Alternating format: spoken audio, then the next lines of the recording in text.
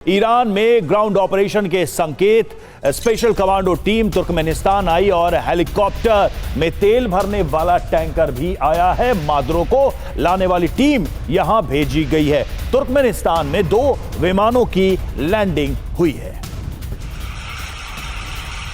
अब यह खबर अपने आप में बहुत ही दिलचस्प है। देखिए, ट्रंप ने प्लान बदला। तुर्कमेनिस्तान से क्या कोई ऑपरेशन होगा, कोई हमला होगा? बड़ी बात यह है कि मादरों को लाने वाली टीम तुर्कमेनिस्तान पहुंच गई है। यह खबर आ रही है मादरों को लाने वाली डेल्टा फोर्स का यह ऑपरेशन, और तुर्कमेनिस्तान की सीमा ईरान से सटी हुई है। सवाल यही कि क्या ईरान में दाखिल होने वाली है अमेरिकी फोर्स? क्या वेनेजुएला जैसा ऑपरेशन की तैयारी में है यूएस? डेल्टा फोर्स को भी समझिए तेजी से सटीक कार्रवाई की क्षमता है। दुनिया ने देखा वेनेजुएला में क्या हुआ। कई स्पेशल ऑपरेशंस को इन्होंने अंजाम दिया है। क्या ईरान में ऐसे किसी स्पेशल ऑपरेशन की संभावना है, पॉसिबिलिटी है? शरदेंदु सर, आप देखते हैं कोई पॉसिबिलिटी ऐसी कि कोई क्विक सटल ऑपरेशन किया जा सके अमेरिका की तरफ से, जिससे वो अपने मेन ऑब्जेक्टिव को हासिल कर सके? देखिए, किसी भी संभावना से नकारा नहीं जा सकता और डेल्टा फोर्स ने इसका नमूना वेनेजुएला में दिया था। किस स्विफ्ट ऑपरेशन के साथ पहले साइबर अटैक किया, पूरे सिस्टम को जाम किया और डेल्टा फोर्स गया और मद्र को उठा लिया। इस तरीके का ऑपरेशन ईरान में भी संभव है, लेकिन ईरान में वो आखिर किसके अगेंस्ट लॉन्च करेंगे? सबसे पहली बात बनती है कि देखिए, ईरान के अंदर जो नेटवर्क पहले काम करता था, मोसाद का, CIA का, MI6 का, वो बड़ा स्ट्रांग नेटवर्क था।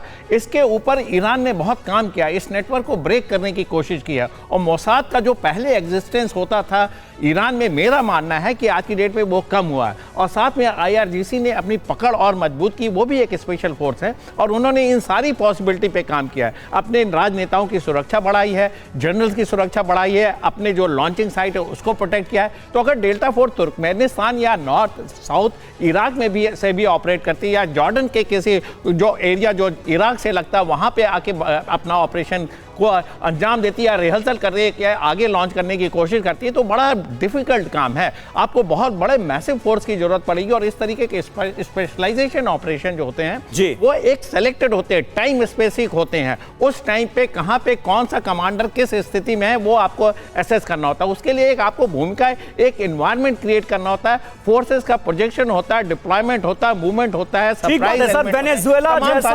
ऑपरेशन ईरान में करना लगभग नामुमकिन है। आप जितने भी एक्सपर्ट से बात कीजिए शरदेंदु सर, कुल मिलाकर यही राय निकलकर सामने आती है कि ईरान वेनेजुएला नहीं है। वेनेजुएला में जो हुआ वो ईरान में करना बहुत मुश्किल होगा अमेरिका के लिए। लेकिन अमेरिका के इरादे जो हैं वो अपने आप में फिलहाल खौफनाक तो नजर आते हैं। आने वाले वक्त में होता क्या है देखना होगा। ईरान के chief of staff Abdul Rahim Mousavi ने देखिए क्या कहा है, हम मिशन को अंजाम देने के लिए तैयार हैं, दुश्मन से सतर्क रहना चाहिए। नेतन्याहू सिर्फ बातें करते हैं, ये कह रहे हैं मुसावी, और बता रहे हैं कि हम हर मिशन को अंजाम देने के लिए पूरी तरह से तैयार हैं और दुश्मन से सतर्क रहने की जरूरत है। तो नेतन्याहू सिर्फ बातें करते हैं, ये कहा है मुसावी ने। अमेरिकी हमले का डर, तैयार हैं ईरानी हथियार। जी हां, देखिए तैयारी क्या है। 500 से ज्यादा खैबर बैलिस्टिक मिसाइलें तैयार हैं। बड़े मिसाइल पावर के तौर पर ईरान को जाना जाता है। खुर्रम शहर 4 जैसी मिसाइलें एक्टिव मोड में हैं। पूर्वी ईरान की तरफ मिसाइलों की मूवमेंट की खबर भी सामने आई। एयर डिफेंस के जो प्रयोग हैं वो भी बढ़ाए जा रहे हैं। एयर डिफेंस से अहम ठिकानों की सुरक्षा की जा रही है। IRGC की जरूरत से ज्यादा सक्रियता भी नजर आ रही है, यानी हर मुश्किल का सामना करने के लिए IRGC और ईरान की सेना तैयार नजर आ रही है। हमारे साथ संजय सॉय साहब भी मौजूद हैं। सॉय साहब, ईरान की इन तैयारियों को आप कैसे देखते हैं? एक बात यहां पर काबिले गौर है कि मान लीजिए कि अमेरिका ने ईरान पर हमला किया, ईरान ज्यादा से ज्यादा क्या कर पाएगा? अमेरिका में मिडिल ईस्ट के जो बेसेस हैं उन पर अटैक करेगा, ज्यादा से ज्यादा इजराइल पर अटैक करेगा, लेकिन उसके बाद फिर ईरान का अंजाम क्या होगा? क्या एक पूरे देश के बर्बाद होने के आसार भी बढ़ते जा रहे हैं? अमेरिका ने इराक के साथ जो एक वक्त में किया, क्या वो खतरा ईरान के सामने भी मुंह बाए खड़ा है? बिल्कुल समीर, जो भी आपने इराक का नाम लिया, मैं वही कहने वाला था कि एक समय में ऐसा था कि इराक के साथ फुल फ्लेज अटैक किया गया तो पूरा बर्बाद कर दिया था कंट्री। इस समय में ईरान बहुत बड़ा कंट्री है, डेफिनेटली 2-3 वीकनेस है इनकी। मिसाइल इनके पास अच्छे हैं, इनके पास ड्रोन्स अच्छे हैं, लेकिन इनके पास एयर डिफेंस सिस्टम है, लेकिन इतना काबिल नहीं है कि अमेरिका और इजराइल जैसे एडवांस फाइटर्स को रोक सके या उनके मिसाइल सिस्टम को रोक सके। इसके अलावा इनके पास इतनी स्ट्रॉन्ग एयरफोर्स नहीं है।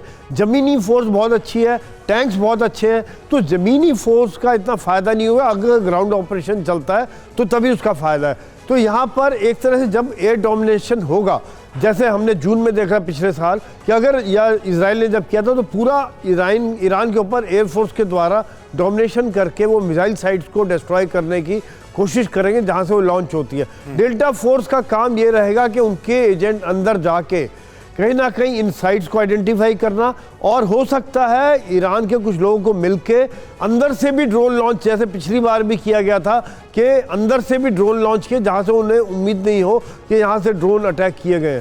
तो कई पॉसिबिलिटीज हैं, और सर स्ट्रेटजी भी वही नजर आ रही है। मतलब आप देखिए सद्दाम हुसैन के वक्त इराक पर यही आरोप तो लगाया गया था कि वेपन ऑफ मास डिस्ट्रक्शन इसने बना लिए हैं, हालांकि ऐसा कुछ साबित नहीं हो सका और पूरे देश को बर्बाद करके तो रख ही दिया अमेरिका ने। नहीं बिल्कुल समीर, ऐसा यहाँ पर ईरान के साथ बात अलग है। ईरान को इन्होंने, इजराइल ने लगातार हमास, हिजबुल्ला और हूथी की द्वारा, प्रॉक्सी के द्वारा लड़ाई लड़ रहा था। हाँ। अभी उन तीनों को इन्होंने खत्म कर दिया है और अमेरिका और इजराइल ने फैसला किया हुआ था कि जो इसका हेड है, जो इनको कंट्रोल करता था, अब उसकी बारी है। तो यहाँ पर देखा जाए तो ये काफ़ी समय से प्लानिंग चल रही थी। ट्रंप ने भी टेक ओवर के समय भी ये कहा था कि ईरान उनके टारगेट पे रहेगा। लेकिन अब सवाल यही है कि दुनिया भर में शांति करवाने का ठेका लेकर घूमने वाले ट्रंप क्या वाकई में इतने बड़े युद्ध का आगाज करेंगे अपने रजीम में, ये भी एक सवाल है।